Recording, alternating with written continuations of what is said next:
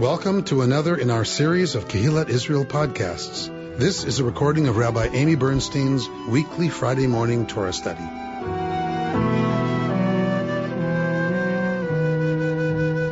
We are going to be beginning the as always this year, the third section of this parsha, Parshat Beha'alotecha. And Parshat Beha'alotecha has a lot going on in it, like a ton going on in it.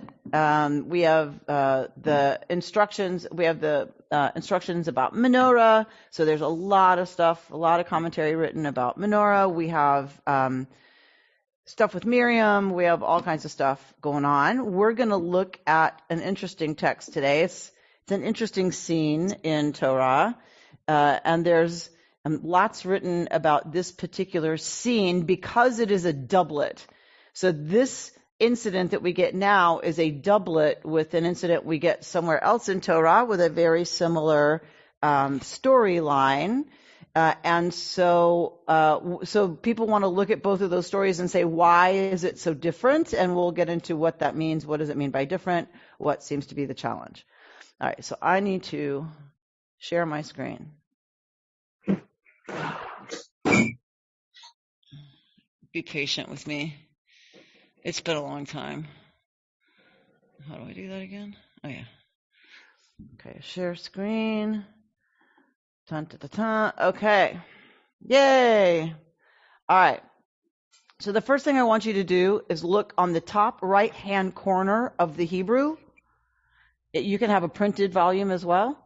Look at the top right corner before the Hebrew starts. Right before the word Vayihi, you'll see a backwards nun. And then if you look after the word Yisrael in verse 23, you don't have to read Hebrew to know this. Look after the colon on that second line of Hebrew, and you'll see that same backwards nun, that same character down there. So it looks kind of like brackets. Let me see if I can use my cursor to show you. All right, here's my cursor, those of you at home. Here's one at the beginning, right? And then if you come down and follow the cursor with your eyes, you'll see the second nun here. So these are called simanim. They are called signs. So these are not supposed to be the letter nun. There's argument in the tradition about whether or not the fact that it's a nun is meaningful. Most scholars agree it is not meaningful, that it is the letter nun. In some traditions, this was dotted. So instead of nuns, you would have dots to set this text apart. So some people think that a dot, which is a nekudah, that maybe the nun is from nikud, nekudah, meaning dots. So that it was originally indicated by dots, so they used the letter nun to indicate nekudot, dots. Okay. We don't know. What we know is that this is a scribal tradition that has been preserved in every Sefer Torah that is written to this day. So these nuns appear at the beginning of verse 22 and the end of verse 23 in every single Sefer Torah we have and in every printed edition of Torah. So the scribal tradition is preserved. Now you're going to ask, hopefully, what is that scribal tradition, Rabbi? What is the tradition? Why is this text indicated with these nuns?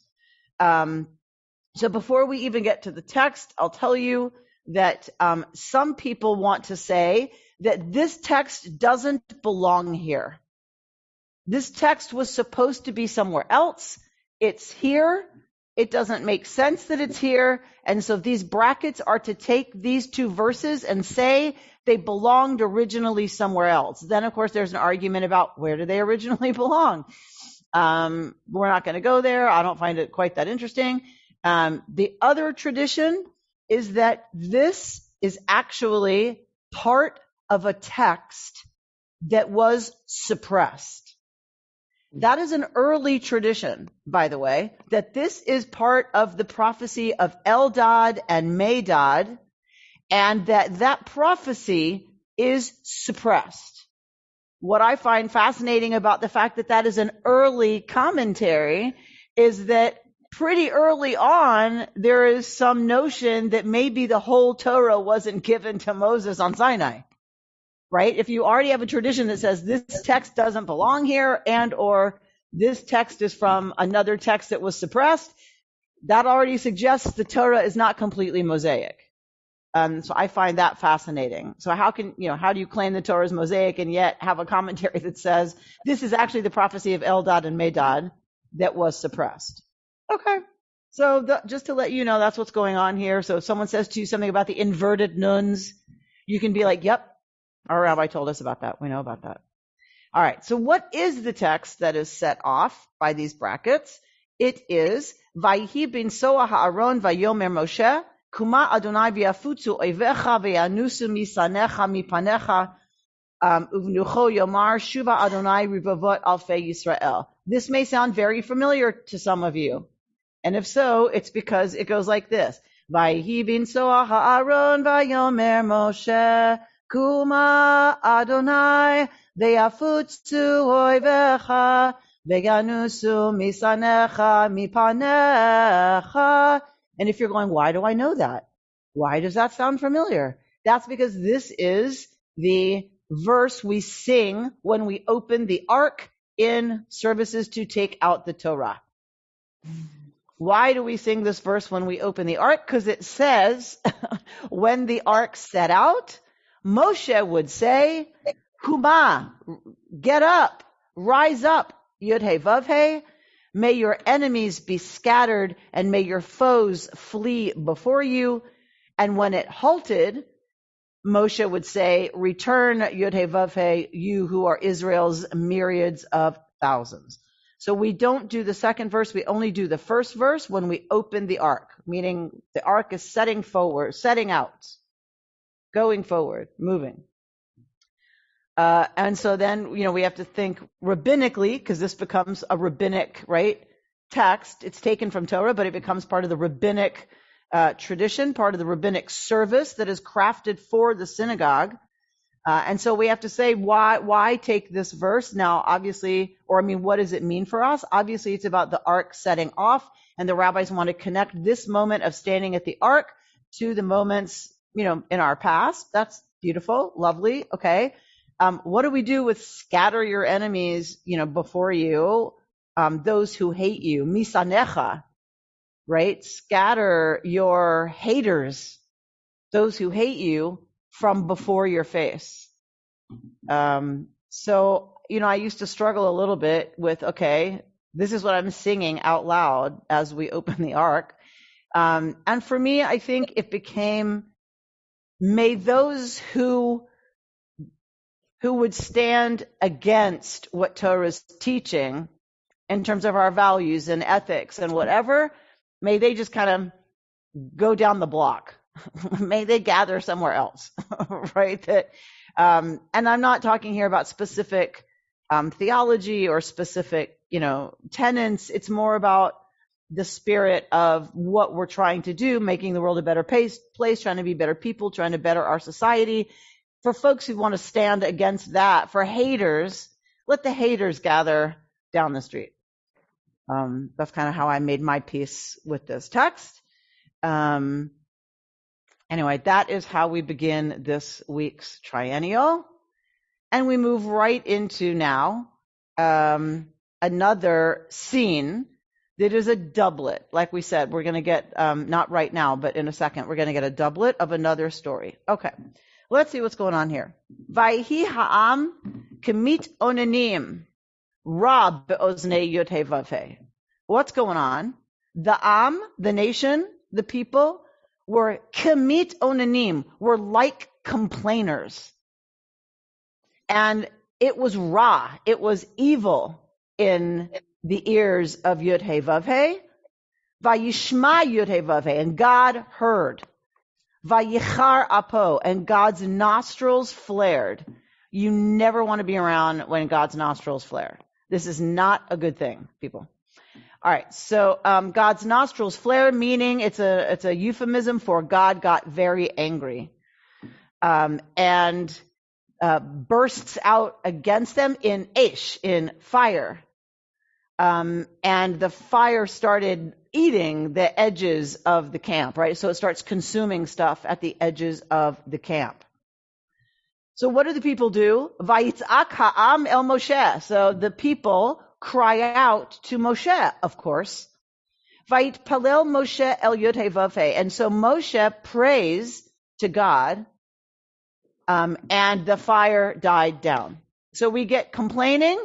It's evil in the ears of God when God hears it, and God lashes out with fire. Moshe prays, and the fire dies down at the edges of the camp. The place was called Tavera because a fire of Yud Heh Vav Heh had broken out against them. Okay, so one of these, how the elephant got its trunk moments, and etiology about the place name Tavera. Fine. And then we go to verse 4, and here's where we get the doublet of another story. So we already have the people complaining. What are they complaining about in the story we just read? Anybody? Walking in the desert. Yeah. What are they complaining about? We don't know. It doesn't say. It just says they are complaining, and it is evil in God's ears. So let's hang on to that. That's what we know from the first incident. Complaint, God finds it really objectionable and gets super angry. All right? Now what happens? Va'asafsuf asher b'kirbo hitavu ta'ava. Pay very close. For those of you who know Hebrew, I see you, Barry. For those of you who know Hebrew, I want you to pay attention to the Hebrew. Ha'asafsuf. What is asafsuf? It's onomatopoeia in a way. In terms of riffraff, right? Riffraff is, onomatopoeia for, like something not substantial, something, anyway. Asafsuf comes from, the verb to gather. Asafsuf, so the asafsuf, the riffraff in English, asher b'kirbo, that was in their midst, meaning in the midst of the people. Hit avu ta'ava. Literally in Hebrew, this says they lusted a lust. They craved a craving. Vayashuvu vayivku. And so the Israelites weep. And what do they say when they're weeping? Vayomru, mi yochilenu basar. Who's going to give us meat to eat? Zacharnu et hadaga asher nochal b'mitzrayim chinam. They're really pushing it now. So we remember the fish that we used to eat for free on that cruise. I mean, in Egypt, right? So the chinam, for free. And we remember the cucumbers, the melons, the leeks, the onions, and the garlic. And va'ata, but now what? Nafshenu yevesha, our souls are dried up. There's nothing at all, nothing but this man to look at. Dun, dun, dun, dun. Now we get an editorial note from the narrator. Vehaman, but the man was like coriander seed, and in color it was like bdellium. Just so we're clear, people looked just like bdellium. So now you can hold a picture in your head of manna. The people would go about and gather it, grind it between millstones, or pound it into a mortar, boil it in a pot, and make it into cakes. It tasted like rich cream. Now, the Midrash says it tasted like whatever they wanted it to taste like. So if you thought, chocolate cake is what I'd like for breakfast today, that's what the manna tasted like. Whatever you wanted it to taste like, that's what it tasted like. That's the Midrash. And it's a very well-attested Midrash. Like, everyone assumes that that's the truth about manna. Everybody. Nobody argues with that Midrash. Okay. But biblically, what we know is it tasted like rich cream. If you take a desert people and something tastes like rich cream, that's pretty tasty, right? and it means it's a good source of carbohydrates, proteins, and fats. I've taught you one year about what we think manna actually was. This stuff that comes, something that comes from a tree. So it's filled with carbohydrates, like sap. It drops from the tree with the dew in the morning, but it like melts in the afternoon sun. Possibly that's what's being referred to here. It looks kind of milky white. And it's very high in carbohydrates, very high in good kinds of things that you need to survive in a desert environment. Okay. Oh, right. And when the dew fell on the camp at night, the manna would fall upon the dew. This is how that thing behaves with that tree in the wilderness that we actually know. Remember, wilderness is not desert. Wilderness is kind of that scrappy stuff that's different than desert. It gets more rain than desert, not as much rain as actual good, wonderful pasture land. So in that environment of a midbar, if you have a technical midbar wilderness environment, this is where you find these trees and this behavior of this carbohydrate. It comes down with the dew. Okay, and then it melts by afternoon. All right. So that's the editorial note about manna, meaning I think it means the people have no really legitimate grounds to be complaining because they are provided with manna every day and it tastes like rich cream. I mean, come on. What else do you want? You're going to talk to me about free? Free? Freed? Manna is free. It falls from the sky every day. But you're talking about the leeks in Egypt, chinam, that were free? Were they really free? Oh, sure, they were free as long as you gave over your entire labor all day, every day to Pharaoh. Then, sure, it's free. Okay. So, Vayishma Moshe et ha'am, and Moshe hears the people, bocheh, crying, right? Lemishpachotav, ish lefetach ohalo, every person at their tent. Vayichar af yotevaveh. God gets really mad. Me'od. Big time. Me'od means big time. Uve'enei Moshe ra. And in the eyes of Moshe, this was evil. This was bad behavior. Vayomer Moshe el yotevaveh. And Moshe cries out to whom? To God. Does Moshe cry out to God to say, forgive these people? Save them? They don't mean it. Forgive them. They don't know what they're saying. They're dehydrated. Is that what Moshe says? No. Moshe goes to God and says, why have you given me this people? You said you loved me and you gave me Jews. You said I found favor in your eyes and you gave me this people. Why have you laid the burden of this people on me? Did I produce this people? Did I get pregnant? Did I miss something? Did I get pregnant and birth a people? Yalditihu, did I birth this people? That you should say to me, carry them in your bosom as a nurse carries an infant to the land that you have promised on oath to their ancestors? Where am I supposed to get meat to feed these people when they whine to me and say, give us meat to eat? I cannot do this. I can't. I'm done. I cannot carry these people by myself. It is too much for me. Kaved me many. It's too heavy for me. If you would deal with me like this, kill me. Just kill me now. I beg you. And let me see no more of my horrible life. She is so funny. Oh my God. Moshe is having a meltdown. Moshe has a complete and total meltdown. Right? So usually Moshe prays on behalf of the people when God gets angry because Moshe knows if he doesn't intervene, God is going to say, get away from me, stand aside, and let me deal with those people.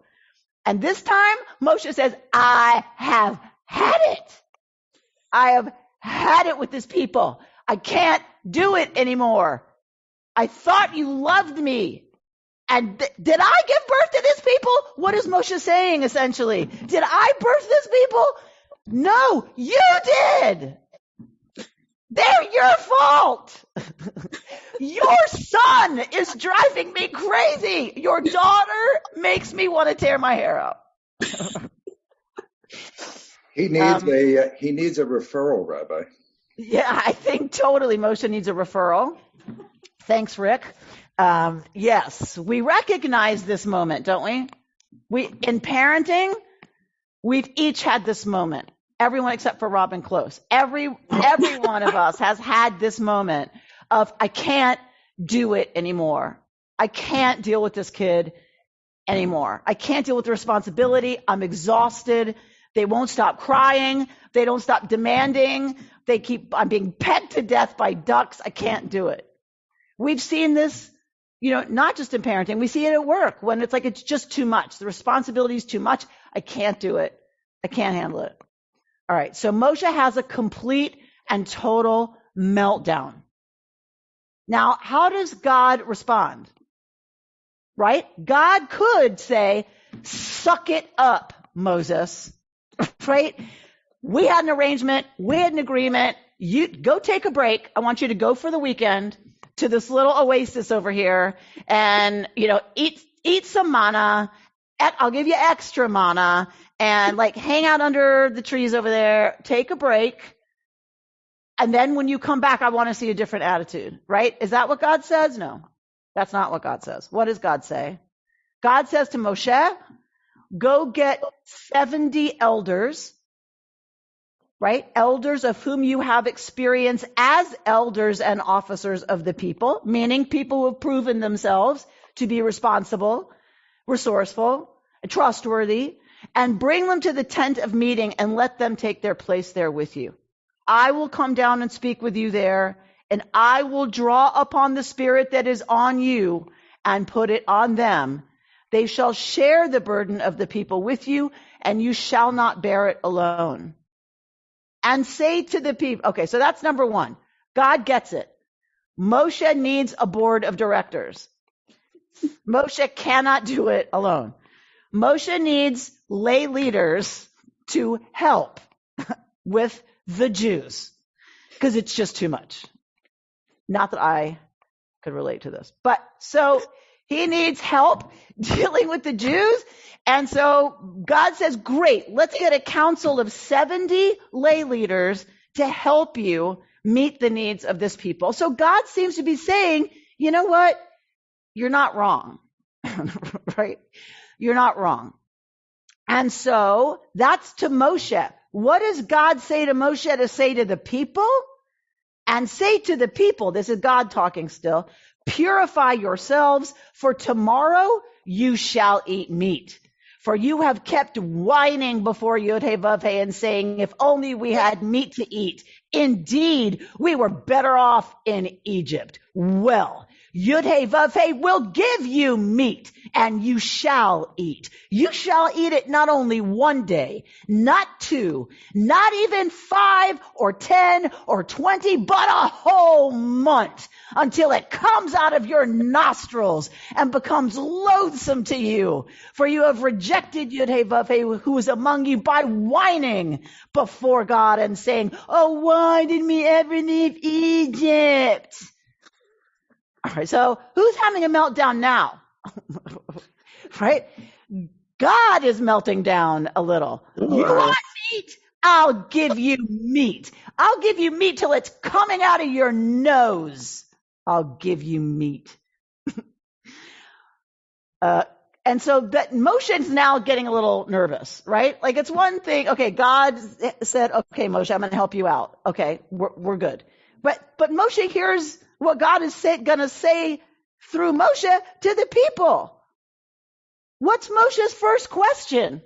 Wait. You're going to give them meat to eat for more than 20 days? For a month? There's no Ralphs around here. Have you noticed that, God? Like, what are you thinking? Could enough flocks and herds be slaughtered to suffice for them? Or could all the fish of the sea be gathered for them to suffice for them? And Yud-Heh-Vav-Heh answers Moshe, is there a limit to Yud-Heh-Vav-Heh's power? You shall soon see whether what I have said happens to you or not. You think I need Ralphs? You think I need a supply chain? Do you forget who you're talking to right now? I love this. This is so good. So Moshe went and reported the words of Yud-Heh-Vav-Heh to the people. Moses is like, okay, I think it's best that I leave now. And I'm going to go tell the people what you told me to tell them, right? God does not seem in the mood to have much of a different kind of conversation. So Moshe goes and reports the words of Yud-Heh-Vav-Heh to the people. He gathered 70 of the people's elders and stationed them around the tent. Then after coming down in a cloud and speaking to him, Yud-Heh-Vav-Heh drew upon the spirit that was upon Moshe and put it upon the 70 participating elders. And when the spirit rested upon them, they spoke in ecstasy, but did not continue. 2 of the participants, one named Eldad and the other Medad, had remained in the camp. Yet the spirit rested upon them, meaning they were not 2 of the 70. But somehow, magically, this ruach, this spirit from Moshe, descends on Eldad and Medad in the camp, not over there where the 70 elders are with God and Moshe. They were among those recorded, but they had not gone out to the tent. And they spoke in ecstasy in the camp, meaning they're being witnessed by other people who are not with God and Moshe, but are in the camp, right? Here we go. An assistant. You have to love that translation. Okay, an assistant ran out to Moses. I don't, where do they get these translations sometimes? An assistant ran out and told Moshe, saying, Eldad and Medad are acting the prophet in the camp. Dun, dun, dun, dun, right? There's trouble. Meanwhile, back at the ranch, Eldad and Medad are prophesying. And Joshua, son of Nun, Moses' attendant from his youth, spoke up and said, my Lord Moshe, restrain them. Right? Stop them. They're challenging your authority. But Moshe said to him, are you wrought up on my account? Would that all of Yud-Heh-Vav-Heh's people were prophets, that Yud-Heh-Vav-Heh put the divine spirit upon them. Moshe then re-enters the camp together with the elders of Israel. Here we go with more ruach, more wind. Now it's wind. There it was spirit. This is, if you know the Hebrew, there's a lot going on here with gathering, asaf, suf, ruach. There's a lot going on here with these words. A wind from Yud-Heh-Vav-Heh started up, swept quail from the sea and strewed them over the camp, about a day's journey on this side and a day's journey on that side. That's a lot of birds, people. All around the camp and some 2 cubits deep on the ground. The people set to gathering quail all that day and night, and all the next day, even the one who gathered least had 10 omers, and they spread them out all around the camp. The meat was still between their teeth, not yet chewed, when the anger of Yud-Heh-Vav-Heh blazed forth against the people, and Yud-Heh-Vav-Heh struck the people with a very severe plague. And the place is named Kivrot HaTa'avah, because the people who had the craving were buried there. Then the people set out from Kivrot HaTa'avah for Chatzerot, and then we're going to get a story about when they were in Chatzerot. Okay. That's our text for today. And if anyone thinks Torah does not have a sense of humor, they have not read this text. I'm sorry. I cannot believe that this wasn't on some level tongue-in-cheek, right? Like on some level, God's exasperation, Moshe's exasperation, and on the one hand, it's sad. It's like everybody's coming apart. Everybody's coming unglued. All the relationships are stressing everybody to the max.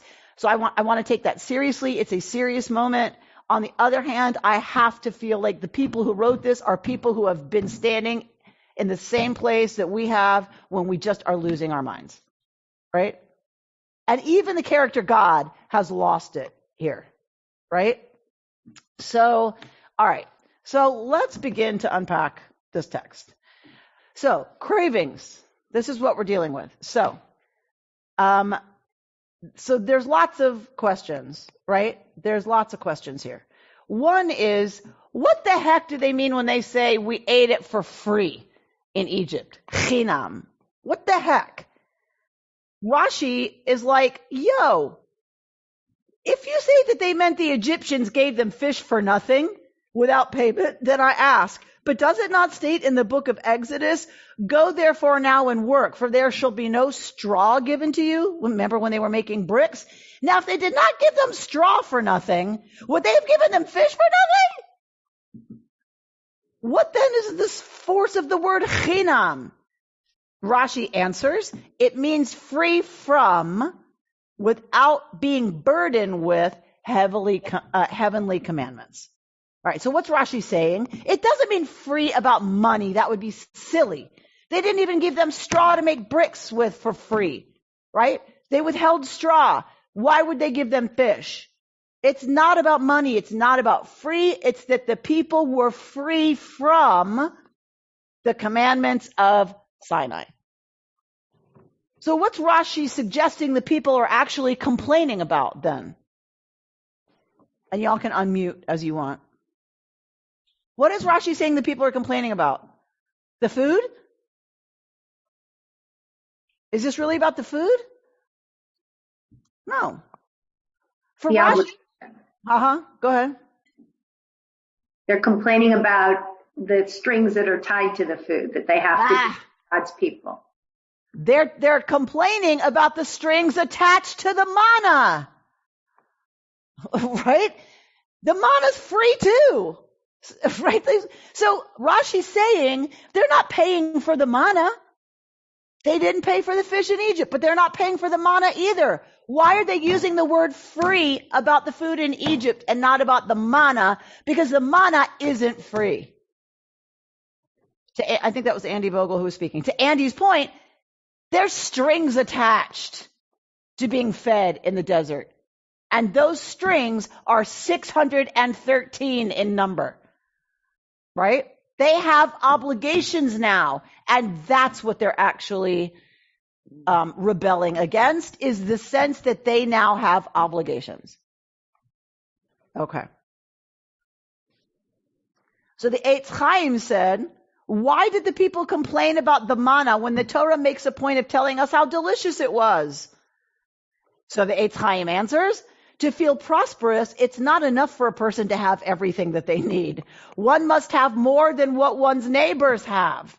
The manna was psychologically unsatisfying because everyone had it in abundance.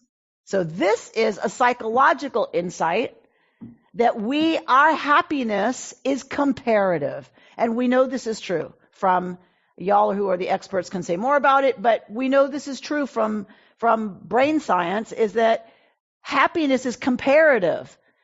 If I have more than you do, I perceive myself as having a lot. And it doesn't matter what that amount is, right? As long as it's more than you have. So we look at our neighbors to position ourselves among our neighbors and say, how am I doing?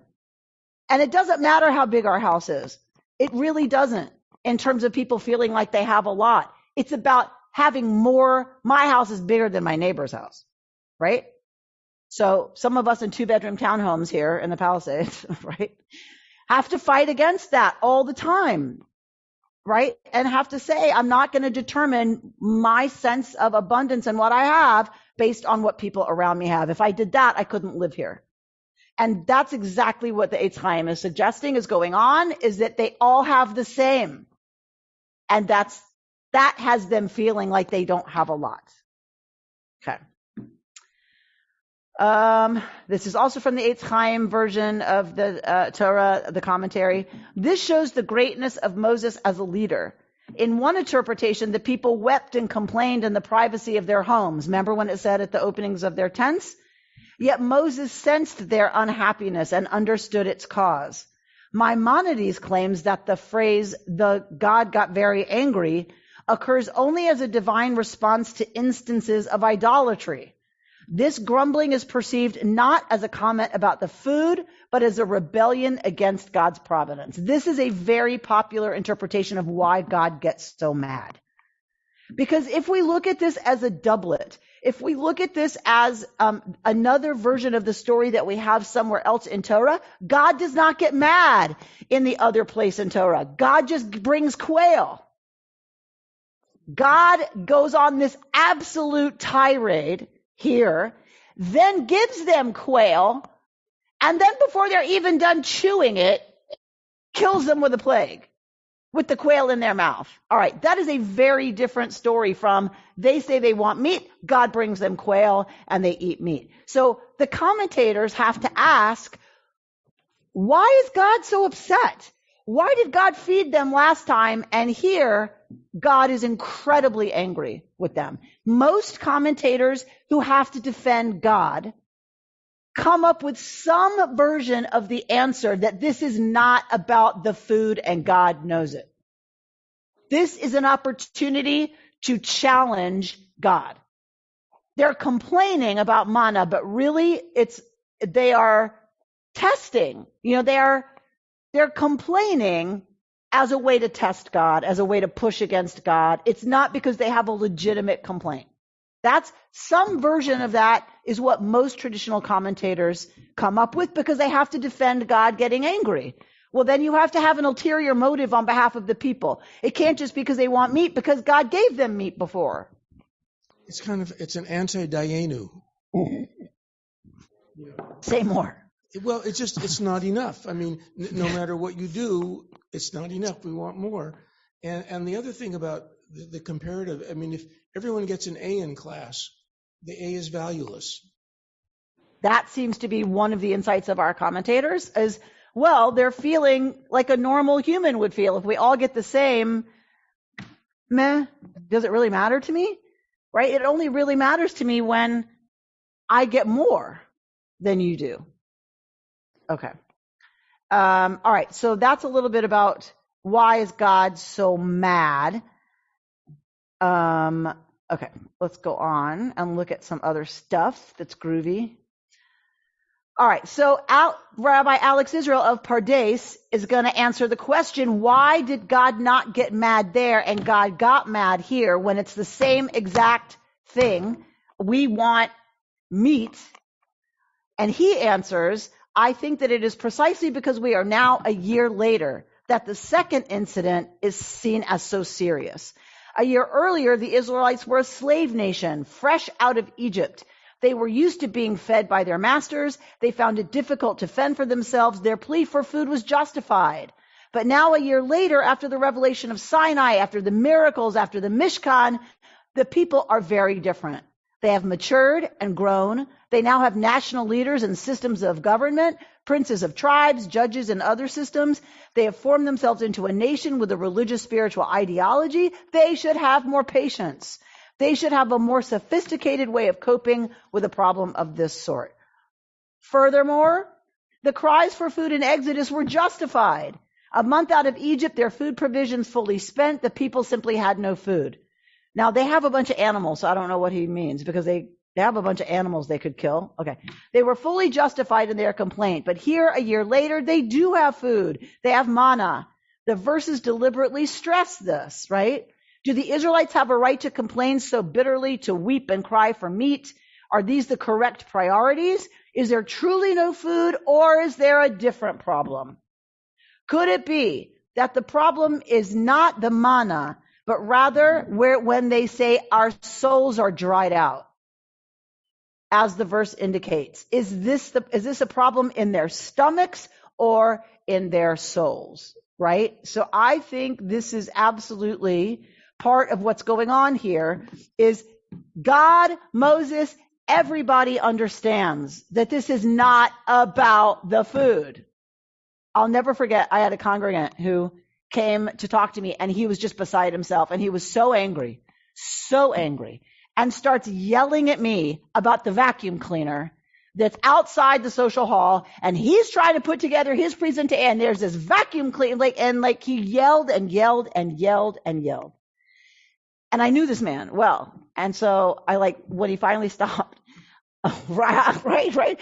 I was like, Ben, respectfully, I don't think this is about the vacuum cleaner. Right? Do you want to talk about what's really going on here? Right? This is not about the vacuum cleaner. And so, right, most folks understand, God understands, Moshe understands. They're not angry at what the people are saying. They're angry because they know this is not about the food. They have plenty of food that tastes amazing. They have Haagen-Dazs every day. They know it's something else, and it's the something else that they're reacting to.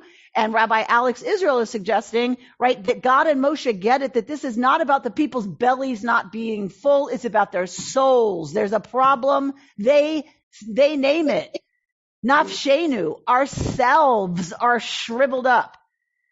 That's the real issue. That's the real problem. Aviva Zornberg is going to point to the use of this word ruach, spirit, all over the place. Why? How do we begin Genesis? What's the situation in the very beginning of Genesis before light is created? Do you remember?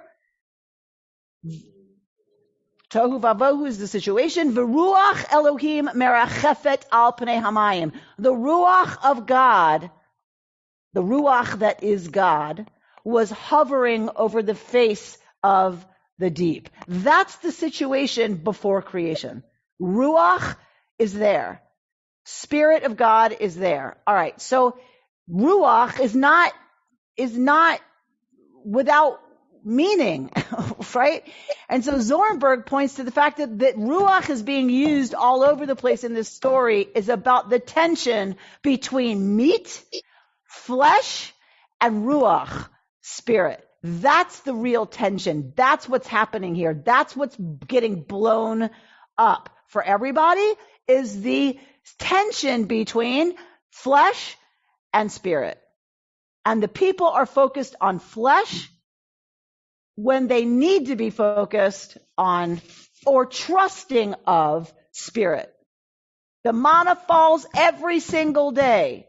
What is their problem, right? The problem is one of trust. The problem is one, and Zornberg and others, if you recall, if you go back in your brains to when we were talking about suckling in the desert, Mark Fish, Rick Siegel, we talked about the fury of the infant at the mother for removing the breast. And so some folks want to go to, that's the tension here, right? Is that they get manna, but they're not in control of it. It falls, then it's gone, right? The breast is here, we're happy and sated, and then it's gone. They have no control. And they feel this rage at the source of nourishment that also gets taken away, and that they don't have control over it. And so they have this mixed, feeling, this mixed experience, and that's what they're expressing here. Okay. This is Aviva Zornberg quoting Ha'emek Davar, a traditional source. The Emek Davar reads the people's outbreak of desire, this lusting a lust, right? Aviva Zornberg's always focused on desire. That's the language in Torah here, that they desire a desire, right? They desired and resented their desire. For instance, they complain about the manna that falls every day precisely because they receive only one day's ration at a time, which forces them into a position of continual desire. Ramban already expresses this idea, Nachmanides. And she's quoting Nachmanides now. They said, even the manna that we live on is not truly in our hands, so that we may have the pleasure of seeing it available to us. Instead, we yearn for it and lift up our eyes to God to pray for it, that it may appear again today. Talk to Judy Griffith about what the pantry in my garage looks like. What our freezer looks like downstairs in the garage. They're both full to overflowing. Why? Whoever's got the dog, could you mute, please? Whoever has barking dogs, if you could mute. I'm trying to mute it. I'm trying to find out how to mute it. Maybe I can mute you. Yes. Okay. So that my freezer downstairs and my pantry in the garage are overflowing, and they're big. Why are they overflowing?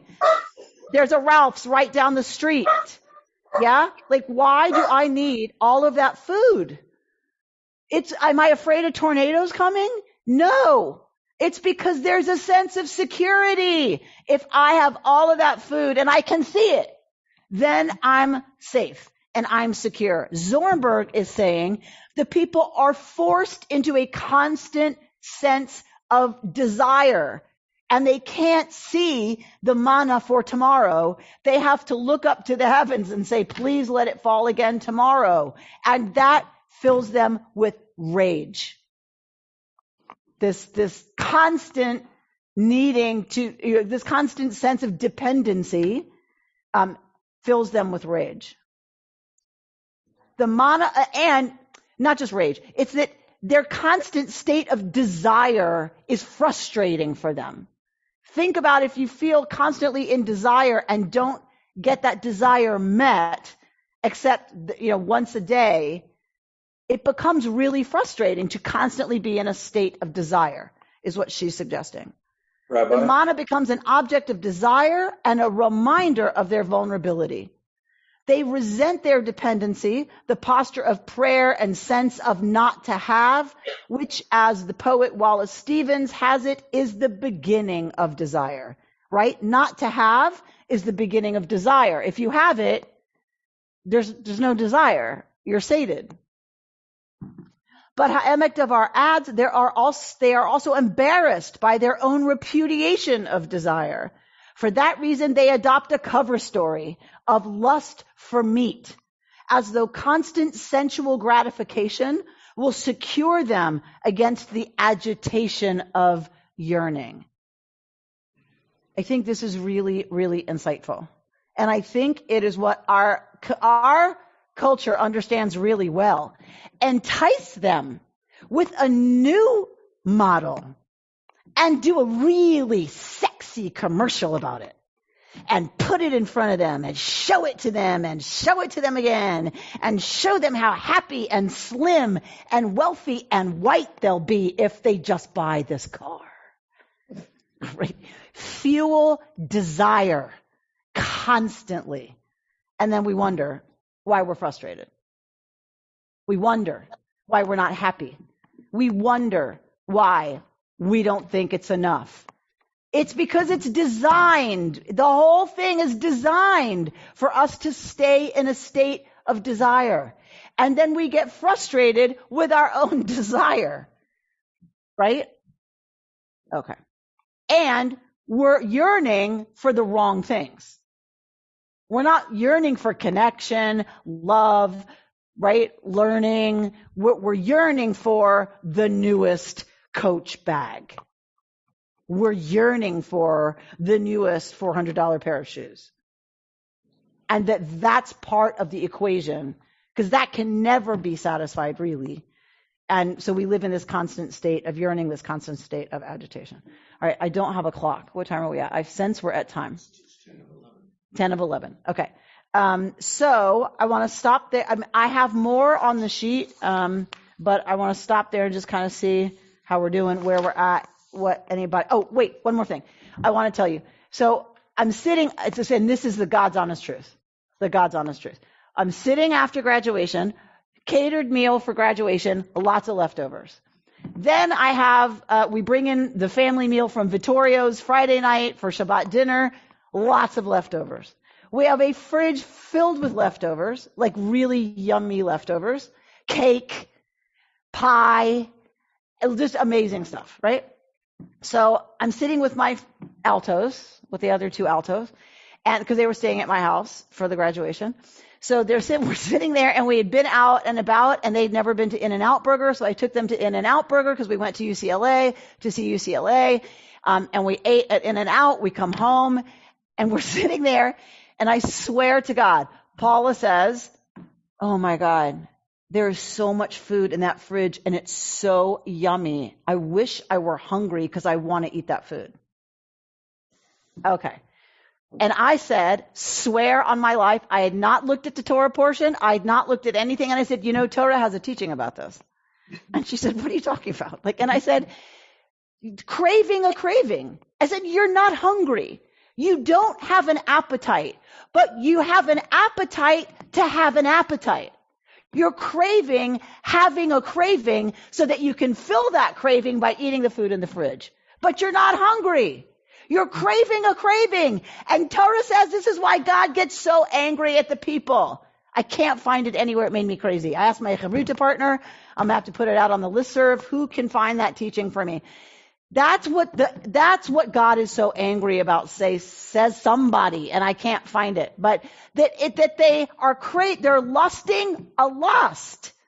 It's not a lust for anything. They want to want. Meaning they're sated. They're satisfied. And they're unhappy being satisfied because then there's no craving they can fill. Just like Paula looking at the fridge and going, I wish I were hungry because I'd really like to eat. I'd really like to want to eat that food, right? So, so that happened this weekend. I wanted to give you that teaching because it's one of my favorites because I think this is where we get stuck a lot. We can't rest in being sated. We can't just go, wow, isn't it cool that I have enough? We can't. There's something about us that it's like we want to want. I want to go shopping, but I don't need anything. But I want to go. I want to go to get that thing that I need, but I don't need anything. Right? So rather than just go, oh, I guess that means I could nap or, walk around the block or, I don't know, read. No, it's I got to find something that I need, right? Because we want to want and then go fulfill that want. And I think that's what makes God crazy here is y'all are not missing meat. Y'all are fine. Y'all want to miss something so you can go, right? That's what you can't just say, thank you, God. Thanks, right? I was cooking pot roast last night, right? Eliana comes in. Ooh, something smells good. What is that? I said, pot roast with potatoes and carrots. I don't want that. Then don't eat it. But rather than, thanks, Mom, no, thank you for what you're making and all that you're going through. It's, I don't want that. That's where God is right now, right? No, thank you for the manna. No, we're fine. We're good. We'll make it work. They want something else, something that they don't have. Okay. I'll leave it for your comments now. Margot, speak.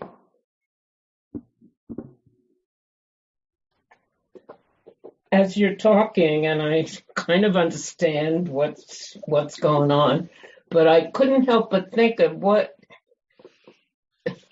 I know that I don't know that the Torah. I don't really know a lot about Torah, and I'm learning a lot from all of these discussions and everything. But what I can't stop thinking of what happens with guilt of having too much. And it just kind of came up because we're talking about the wanting of the food and having too much and all that, but I couldn't stop thinking about guilt. So you mean feeling badly that we have so much when others have so little? Yes, exactly. So yes, that is a thing. That is absolutely a thing. It's not what's being discussed here, I don't think. Right. But I think for sure there's a thing where we can't even feel good about what we have because we're so busy saying, but other people have so little. How can I have so much? And so Judaism, I think, tries to address that by saying, as long as you're giving to make sure that other people are eating, that's enough. You're allowed and encouraged to enjoy your food and to enjoy what you have. Make sure you are giving at your capacity to those who have less, and then leave it. Leave it. You feeling badly doesn't do anything for anybody. Mm-hmm. It's not productive in any way. Your feeling badly that other people don't have should move you to give to the Westside Food Bank at a level that is appropriate to your income. And if you're doing that, you need to deal with, one of these guys, Ed Dreyfus or George or one of these guys. You got to go see one of these people and deal with your stuff. Once you've written a check, you have to write the check. But once you've done that, you need to go work it out, right? Because it doesn't help anybody. It's coming from somewhere else, and we need to get over it. That's my interpretation. Got it. Susan? Very early in the session, it reminded me of I went on long business trips, and after 2 days of eating out, a restaurant meal no longer appeals. So I always, got someplace I could just get yogurt and green apples. But the manna is so rich, it would be like having to eat at a restaurant for breakfast, lunch, and dinner day after day after day. And the richness becomes nauseating. But remember, they're asking for what's even richer, which is meat. Well, I thought they were asking for leeks and for some vegetables in there too. Well, they said that's one of they go on a tangent, remembering all the great things in the buffet in Egypt. But they say, who will feed us basar, meat? Okay. So it's not so right. So it's even worse. Giving your example makes it even worse. They're eating, In-N-Out burgers 3 times a day, and you might say, well, people get tired of that kind of rich food. So they're eating In-N-Out burgers 3 times a day, and they're asking for banana cream pie. Right. Instead of having Rocky Mountain trout when you're in Colorado Springs, they're asking for the T-bone steak. Yes, they're asking for delicacies. When they're, okay, you get the point. Jody? Didn't they already have animals with them, and they're fetching, of course, and craving meat? I didn't understand. They had animals, so it was truly about a hole in their soul. So it wasn't about the meat. So there's a discussion about that in the commentaries. Some commentators say they weren't allowed to kill those animals and eat them. Those animals were meant to go into the land of Israel and be their flocks and herds in Israel. So they're not allowed to eat them. The only meat they were allowed to eat was what? How many times have we talked about this? What was the only meat they were allowed to eat? Sacrificial meat. Yeah. So, but then one could wonder, well, if they're allowed to eat sacrificial meat and they bring a sacrifice sometimes and eat with the priests of that, why are they complaining about having meat? They're getting access to meat. But remember, it wouldn't have been very often, right, in the sacrificial system. But yeah, so there is a discussion of that. There's wait, they have animals, but clearly they're not allowed to just kill them and eat them. Or God would have said, kill the animals. Right. You want meat? It's right next to you. You just fed it this morning. Mark? I think that there's something that could usefully be added to this, and that's the concept of envy. Some while ago when you were talking about the psychobiography of Israel, Melanie Klein and her notions about early development became something that was relevant. One of Klein's notions has to do with a very early infantile state of envy of the breast, of a hatred and a wish to destroy that which is good and gives and provides. And I think that is relevant here as one issue. But there's also a developmental progression from envy to a more object-oriented state that has to do, or it's not more object-oriented, it's a different kind of object orientation.